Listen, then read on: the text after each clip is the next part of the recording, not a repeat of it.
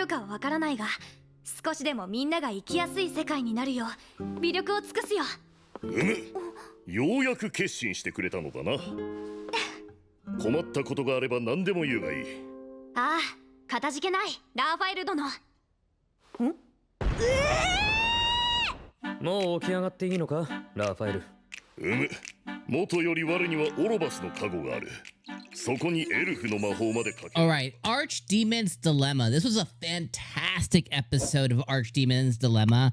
I think everything that got brought up to head has all met in this one episode. And I really have enjoyed Raphael's presence since he was made known to us as this like really scary angelic knight guy. And I really enjoyed seeing the...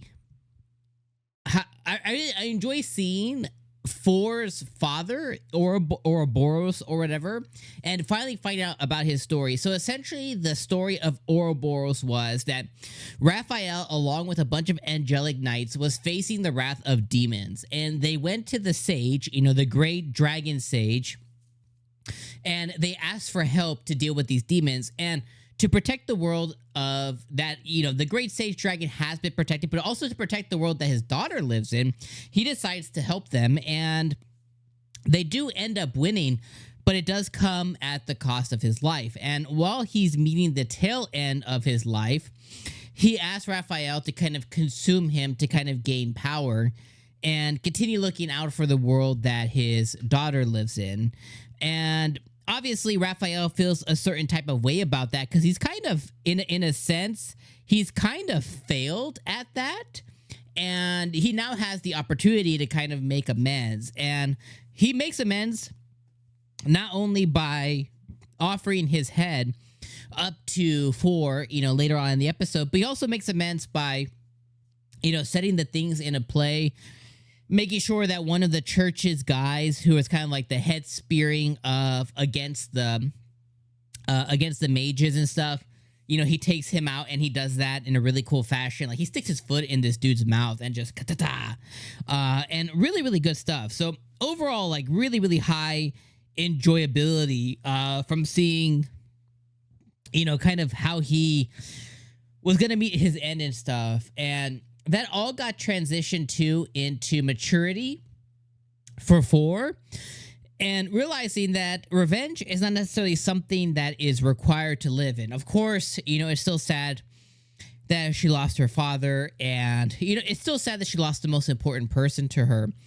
But now she has the unique opportunity to, push forward from that and realize that her father didn't die at the hands of, like, a murder or a betrayal, but her father died at the hands of saving the world, which includes the one she lives in, which Raphael tells her, you know, don't take revenge, take pride in that fact. And obviously she's still sad because of, you know, it still ends up being a person that, you know, an entity, a person that, you know, really mattered to her that's no longer here. But I think it goes to stand of her maturity that she's able to kind of overcome from all that. So just overall, I really love the Raphael storyline. I love what it did for Four. And unfortunately, I was hoping at the end we would get Neffy and 𝐒𝐻𝐽 kissing, but that didn't happen, unfortunately. They just got a really intimate hug.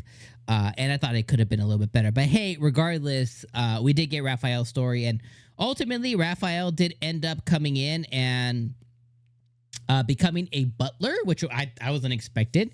He became the one-armed butler for 𝐒𝐻𝐽 because that's his retribution.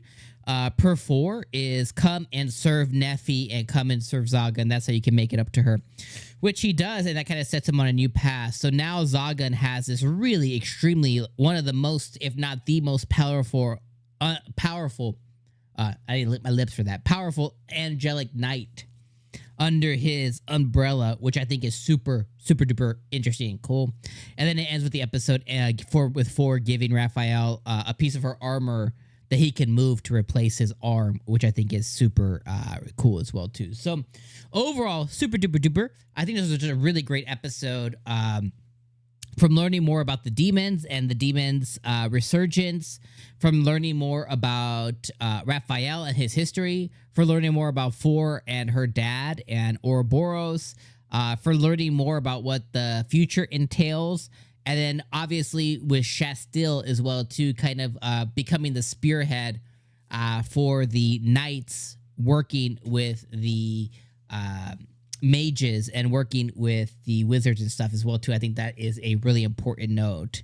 Also, last thing I want to say too is we found out that Raphael's murder of all the different knights and stuff, or no, all the different mages, came because he has such a intimidating presence that they all attacked him first, and he basically just killed everybody in self-defense. So overall though, just want to say freaking awesome episode of Archdemon Dilemma, and we have one episode left, so hopefully we get some real romance at the last episode between 𝐒𝐻𝐵𝐭 and between Nephi. And if we don't, I think that's going to be a really big miss on and a plight on the show, but hopefully they make amends and they give us like a really strong passionate kiss or something to kind of make it all worth it, to make this journey worth it for us, if that makes sense. So anyways, interested to see your guys' thoughts about this show and this episode in the comments below. And I'll see you guys last week.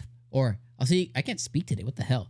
I'll see you guys next week. I think next week for the final episode. All right. Stay up. Peace out.